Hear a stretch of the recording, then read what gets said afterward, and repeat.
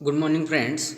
Today we are going to learn our next lesson, and the name of this lesson is A Heroine of the Sea. विद्यार्थी मित्रांनो, आज या ठिकाणी आपण आपला पुढचा जो पाठ आहे तो अभ्यासणार आहोत आणि त्याचं नाव आहे अ हेरोईन ऑफ द सी. आता सी या शब्दाचा अर्थ तुम्हाला माहीत आहे. सी म्हणजे काय म्हणतो आपण त्याला? समुद्र. सी म्हणजे समुद्र. त्याच्यानंतर हेरोईन म्हणजे आता याचा अर्थ जो आहे तो इथं नायिका असा. हिरो हेरोईन बरोबर, हे स्त्रीलिंगी आहे बरोबर.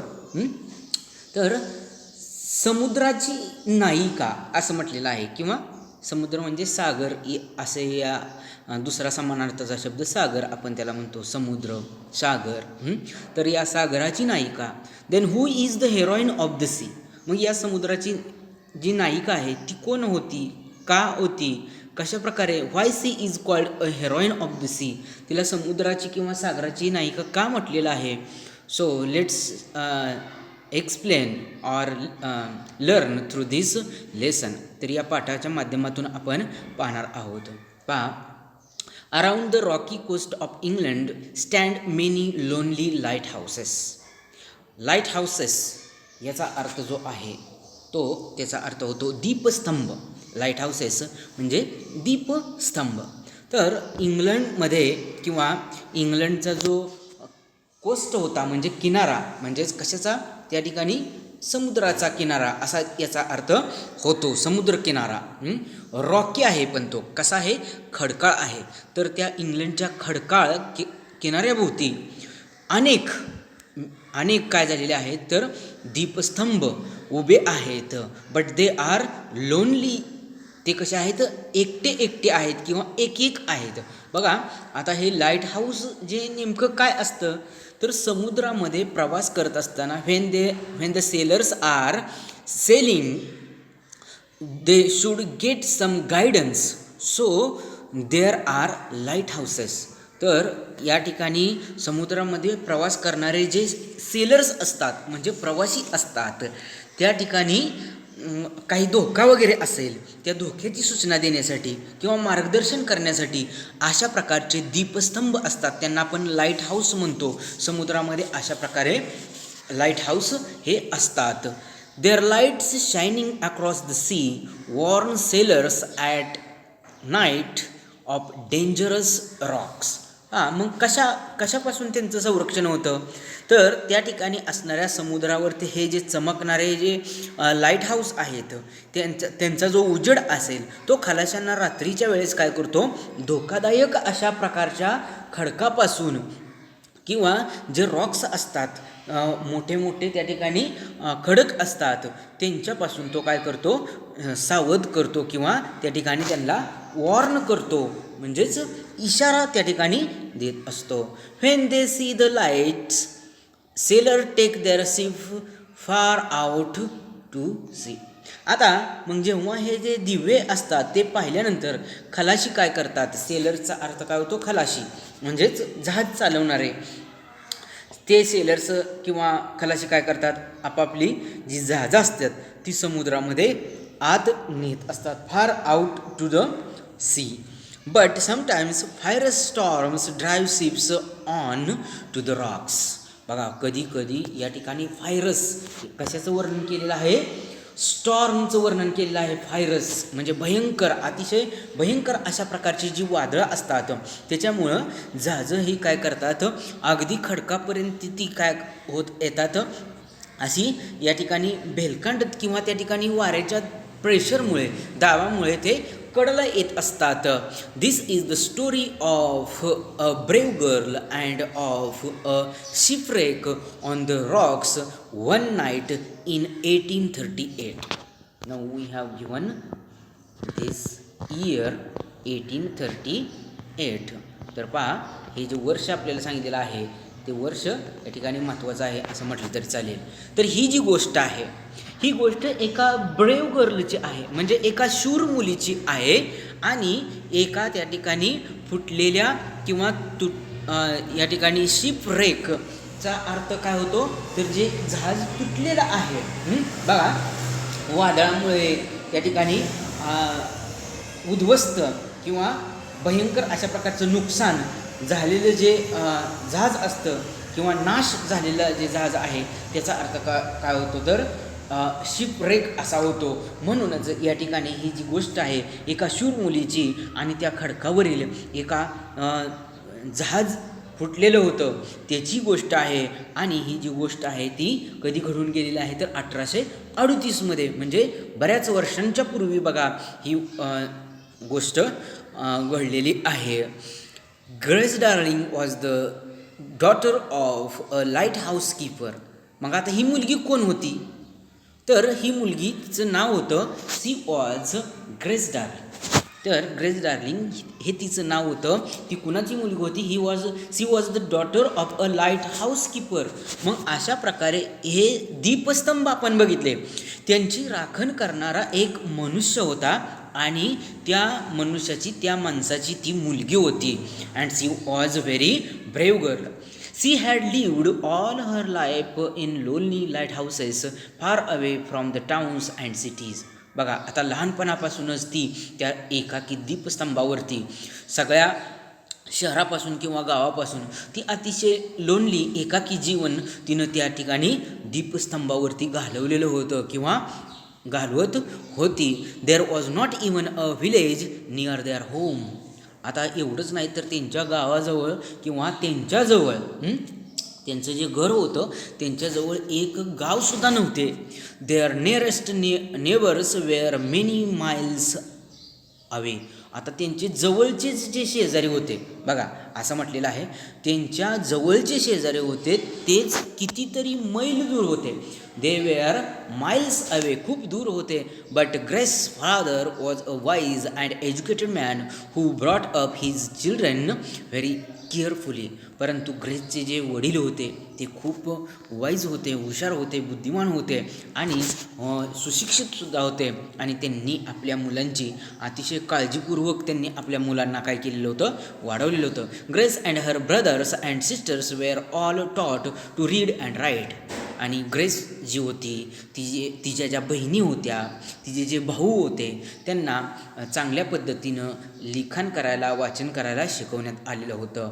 There father also taught them to be honest, brave and unselfish. आणि त्यांच्या वडिलांनीसुद्धा त्यांना शिकवलं होतं आपण काय असावं, ऑनेस्ट म्हणजे प्रामाणिक, ब्रेव म्हणजे हुशार असावं आणि अनसेल्फिश म्हणजे निस्वार्थी. सेल्फिश म्हणजे स्वार्थी आणि अनसेल्फिश म्हणजे निस्वार्थी.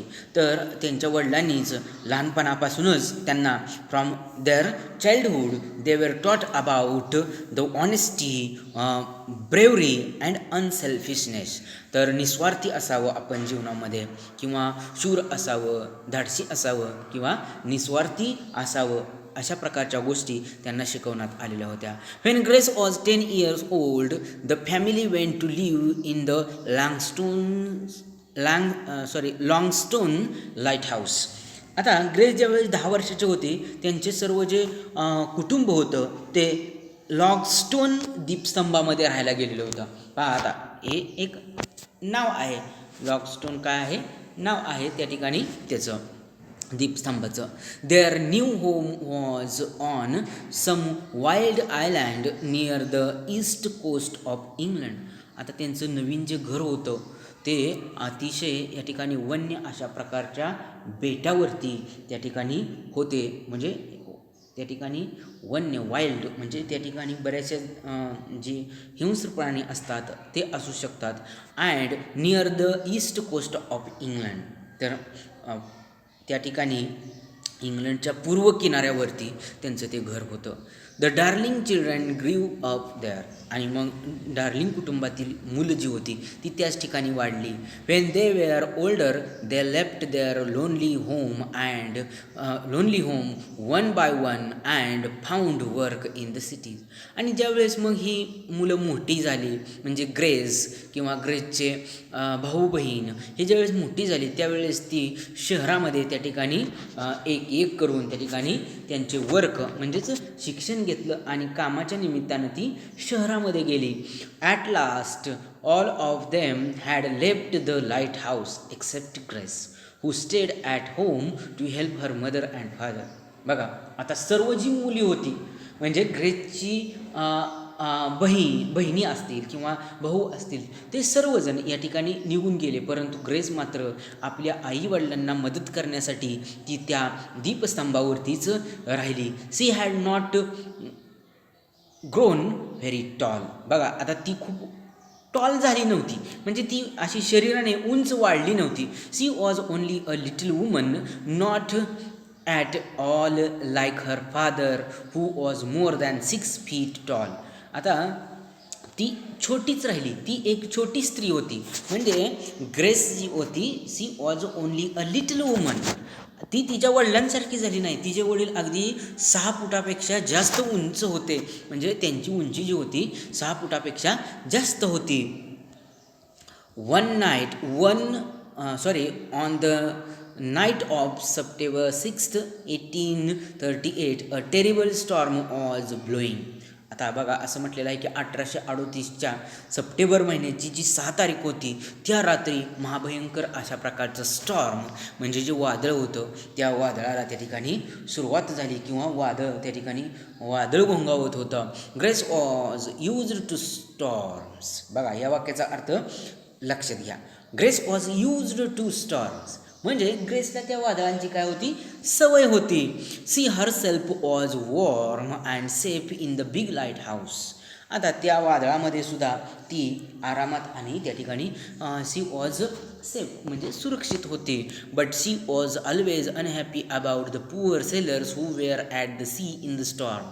परंतु त्या वादळामध्ये असणारे जे खलाशी होते त्या खलाशीच्या बाबतीमध्ये मात्र तिला वाईट वाटत असत. She did not